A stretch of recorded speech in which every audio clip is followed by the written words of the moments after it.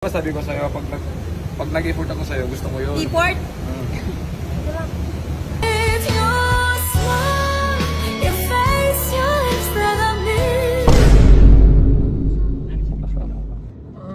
So kailangan magkasama tayo lagi para di ka nag-TTH. Makakasama na rin kita matulog. Makakasama mo ako matulog.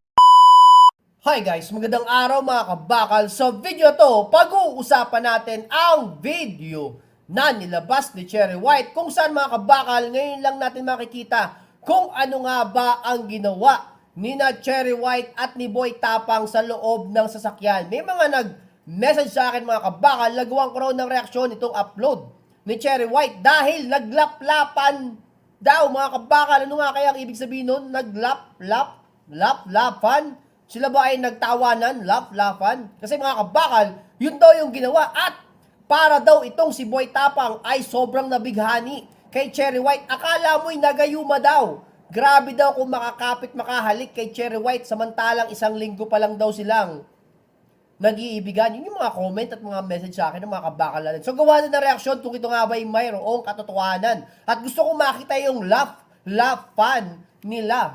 Laugh na fun pa. So mga kabakal, ito po ang clip ng video. Hi guys and good morning. Siyempre medyo inaantok pa ako. At ngayon ay pupunta ako ng Cebu. Yan, pupunta ako sa bebe ko. Yes, namimiss ko na yung bebe ko. Yan, puntahan ko muna siya sa Cebu. Susunduin niya ako mamaya sa airport. Tapos, eto sila. Bukas, susunod to sila. Kasi, ay, siya pala. Siya si Omar Sali. Ayan, search niyo yan sa, sa Facebook para makita niyo yung mga vlogs niya. Lagi kami magkasama sa vlog. Oo. Tapos, sinulog festival. Pit Senior. Oo. Magaludi.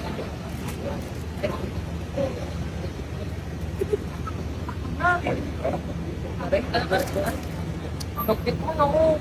Kasi naman, ba't ka masyado excited?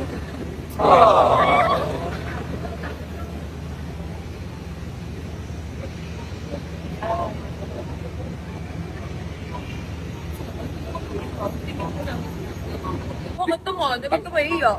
Takot siyempre. Tsaka 350 lang yan eh. Hindi napili ko na yan sa tabi-tabi. Totoo. Marami.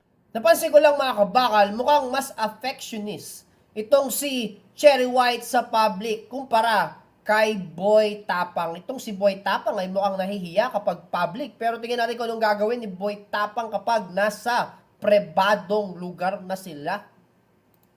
Wala akong pake. Hindi, sabi ko sa'yo, pag nag-effort ako sa'yo, gusto mo yun. Effort? So, ano, ibisipin ka, Jimmy. Di ba? Ano? Patumo mo.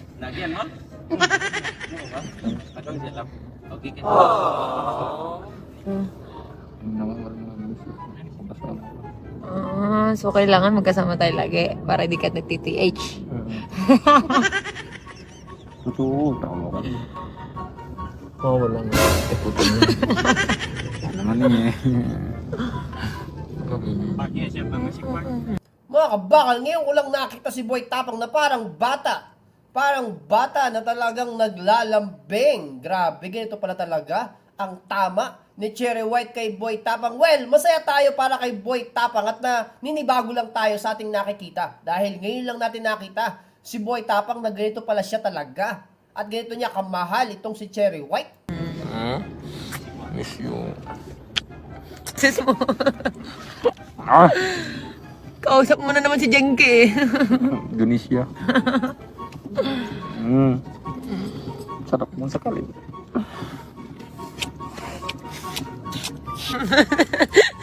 Nai-stress na yun. 4 years. Oy. 4 days. Music Park? Sabi yung music na music. Music. Music Maestro. Mm. Sa mana?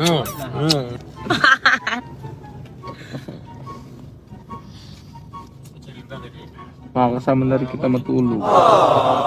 Makakasama na matulog. Naku po, mukhang magkakaroon na tayo ng Boy Tapang Jr. Nako, mga kabakal, napaka gandang balita nito. So ano kaya ang kanilang gagawin mga kabakal kapag sila ay natulog na?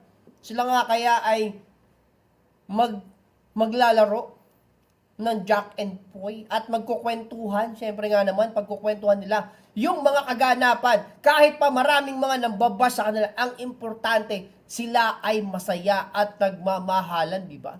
Makakasama mo ako matulog. Oo. Ganun. Kaya mo? Kasama ka ba sa public? Yan tanong, kaya mo ba?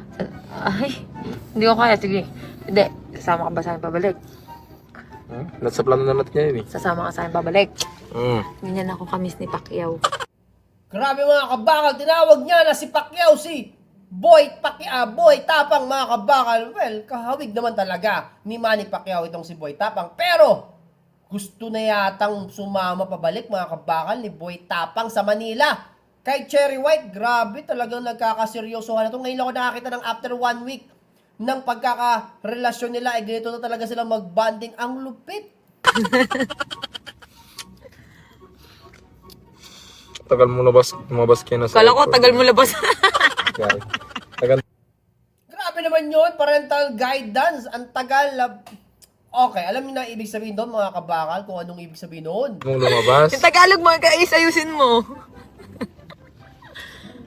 Tagal ko At naman. least yung Tagalog ko lang hindi maayos ako sa'yo. Yon!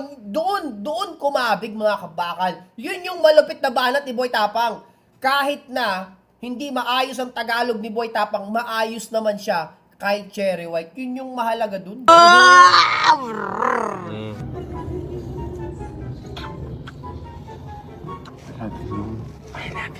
I love you too.